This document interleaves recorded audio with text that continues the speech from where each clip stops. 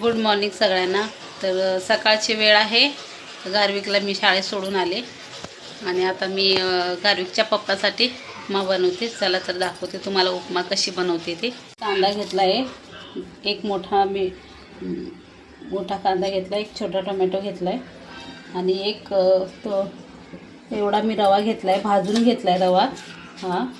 आणि ह्याच्यामध्ये मी दही आणि हिरवी मिरची आणि अद्रक हे आता मी थोडंसं पाणी टाकून फेटून घेणार आहे। आणि इकडे थोडेसे उडीद डाळ आहे आणि इथे कढीपत्ता आहे आणि आपली ही मोहरी।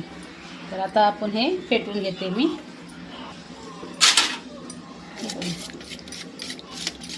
फेटून घेते।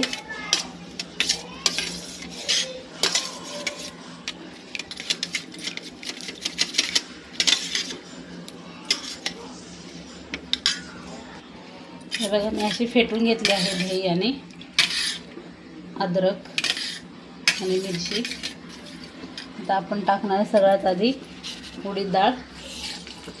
तेल तापलेलं आहे, उडीद डाळ टाकली आहे मी तेलामध्ये।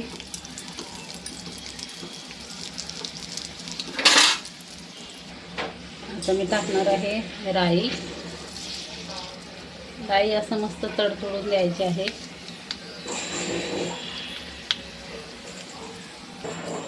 मी अद्रक आहे ना असं ठेचून घेतला आहे याच्यामध्ये टाकण्यासाठी। हे बघा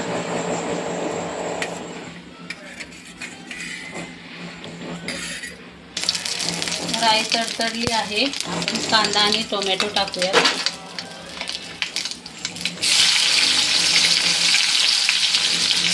त्याचबरोबर कढीपत्ता पण टाकूया। कढीपत्ता असे भरपूर टाका।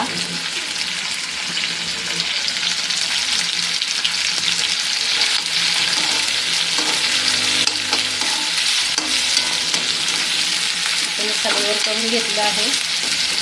थोडंसं आपण मीठ टाकूया।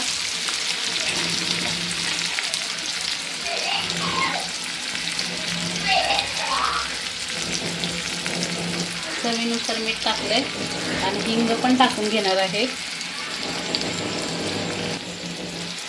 मी हिंग टाकते, तुमच्याकडे असेल तर टाकू शकता, नसेल तर नाही टाकलं तरी चालेल। मीठ पण टाकले मी,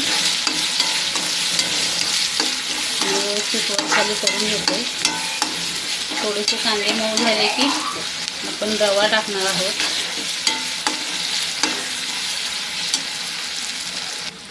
कांदे मऊ झालेले आहेत, आता मी रवा टाकून घेते।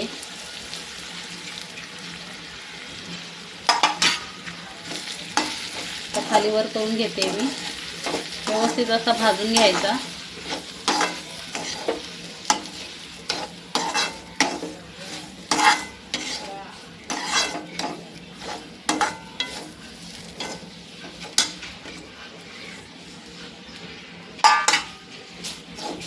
गॅस बारीक करून भाजून घेते व्यवस्थित।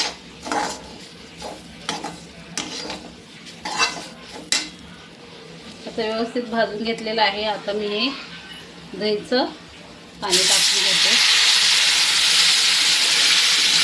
बारीक गॅस आहे आणि आपण चांगलं हलवत राहूया असं।